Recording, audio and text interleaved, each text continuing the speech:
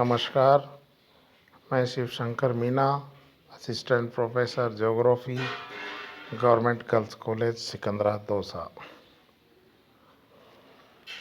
BA part second year के geography के स्टूडेंटों के लिए पिछले लास्ट 3 क्लासों में मैं कोयला संसाधन के बारे में चर्चा कर रहा था, जो कि बहुत इम्पोर्टेंट संसाधन था एनर्जी रिसोर्सेज से संबंधित। अब अगला रिसोर्सेज है पेट्रोलियम एवं पेट्रोलियम गैस।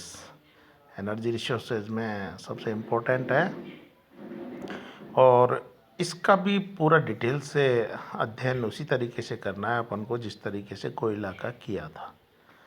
जैसे कि कोयला का अपन ने वीडियो देखे थे, उसमें सबसे पहले हमने दिया कि ये होता क्या है, उसके बाद इसका कंपोजिशन क्या क्या होता है, इसका उत्पादन कहाँ कहाँ होता है, भंडारण कहाँ कहाँ पे है, और मैप और डायग्राम के द्वारा इसका वितरण देखा था। इसमें भी पहले हमें वर्ल्ड में मैप के द्वारा इसका वितरण बताना है, इसके बाद में एक इंडिया का मैप देके इंडिया में भी इन संसाधनों का वितरण बताना है।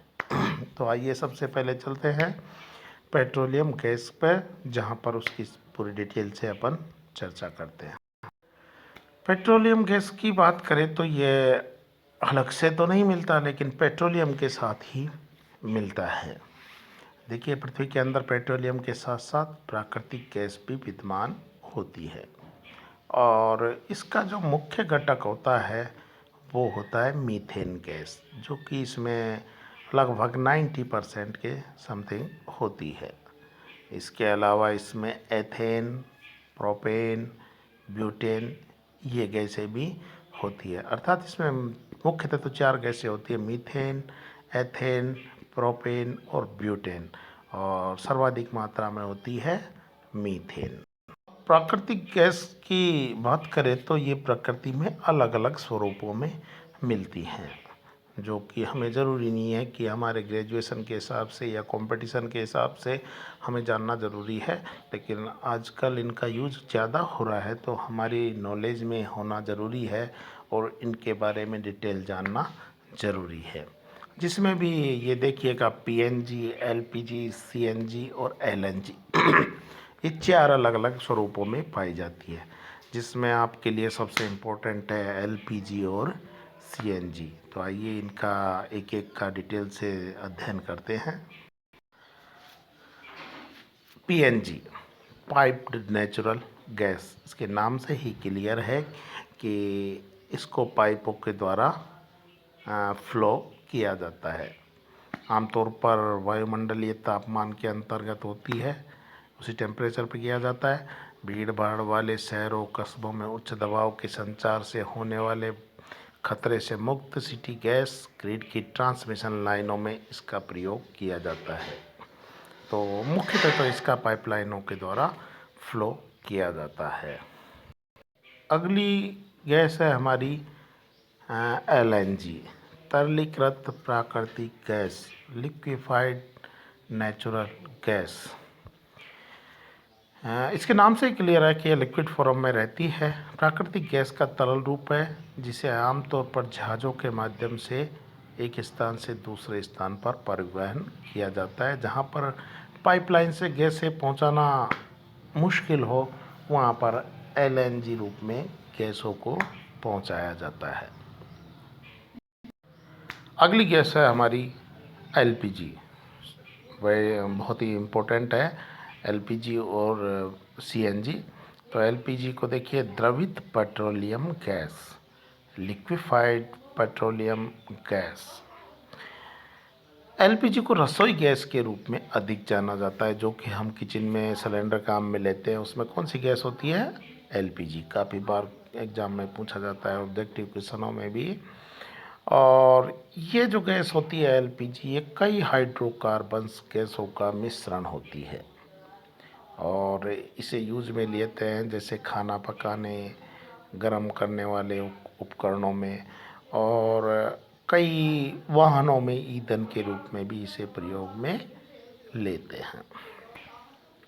और आजकल इसका उपयोग क्लोरोफ्लोरोकार्बन के ऑप्शन के रूप में भी करने लगे हैं। जैसे शीतलक या रेफ्रिजरेंट के रूप में क्लोरोफ्लोरोकार्बन काम में ली जाती थी, जो कि कई जहरीली गैसें निकालने की वजह से हमारे ओजोन परत को नुकसान पहुंचाती थी, और ओजोन परत को नुकसान पहुंचाने से पराबैंगनी किरणें सीधे हमारे तक पहुंच के हमें नुकसान पहुंचाती थी, और वायुमंडल के लिए भी वो सही नहीं है, और ग्लोबल वार्मिंग के लिए खतरा रहता है।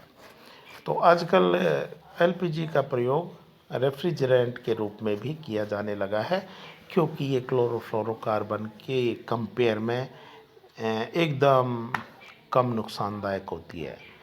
नाम मात्र का ये प्रदूषण करती है।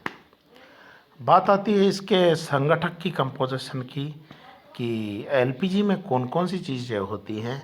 तो इसमें मुख्य रूप से ब्यूटेन और प्रोपेन हाइड्रोकार्बन्स होते हैं। ऑप्शन आ जाते हैं, कई बार कंफ्यूज हो जाते हैं, जैसे ब्यूटेन और एथेन दे दिया, एथेन और प्रोपेन दे दिया, या ब्यूटेन प्रोपेन एथेन दे दिया। तो इसमें कंफ्यूज होने की ज़रूरत नहीं है, इसे अच्छे से दिमाग में बैठा लीजिएगा कि एलपीजी गैस में मुख्य जो घटक होता है वो ब्यूटेन और हाइड्रोकार्बन होते हैं।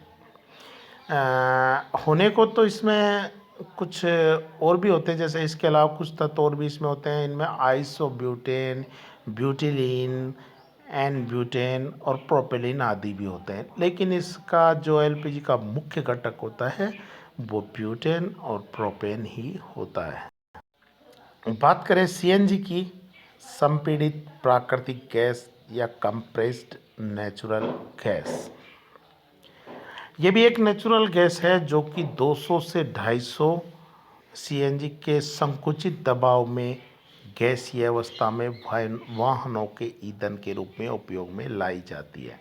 आजकल जैसे मेट्रोपॉलिटन सिटियों में इसको कंपलसरी कर दिया है कई वाहनों में, और आजकल जो वाहन आ रहे हैं उसमें मल्टी ऑप्शंस रहते हैं, जिसमें पेट्रोलियम डीजल के अलावा सीएनजी का ऑप्शन भी रहता है, क्योंकि सीएनजी के कंबसन से या दहन से पेट्रोलियम या डीजल की कंपेयर में कम प्रदूषण होता है, इसलिए इसको आजकल वाहनों में ज़्यादा उपयोग में लाने का प्रयास गवर्नमेंट के द्वारा किया जा रहा है।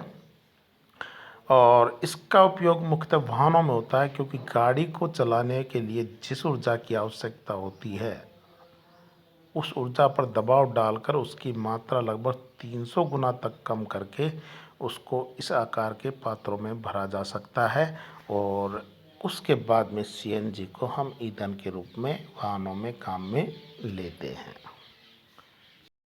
देखिए, थोड़ा सा ये भी जानना ज़रूरी है कि प्राकृतिक गैस को क्यों संसाधित किया जाता है।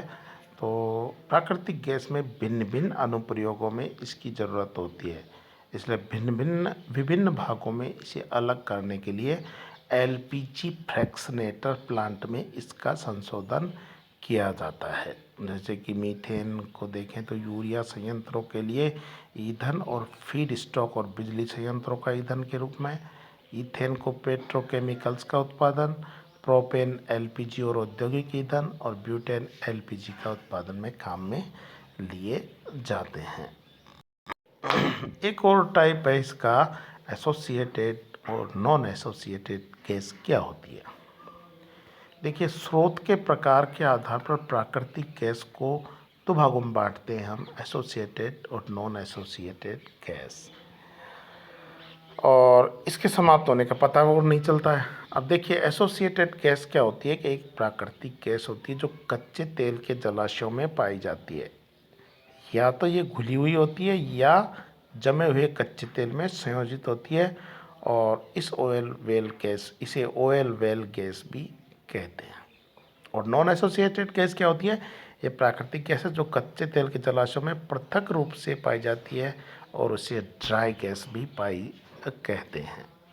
एसोसिएट को क्या बोलते हैं, ऑयल वेल गैस, और नॉन एसोसिएट को ड्राई गैस भी कहते हैं। तो ये था हमारा प्राकृतिक गैस के बारे में थोड़ा सा डिटेल। इसके बाद में मैं आपको एक मैप भी सेंड करूँगा कि वर्ल्ड में प्राकृतिक गैस कहाँ कहाँ पाई जाती है और इंडिया में प्राकृतिक गैस कहाँ कहाँ पाई जाती है, उत्पादन कहाँ कहाँ होता है और उसका भंडारण कहाँ कहाँ पे है। तो इस वीडियो के साथ नेक्स्ट वीडियो को भी कोरिलेट दो वीडियो को कोरिलेट करके स्टडी करना। Thank you.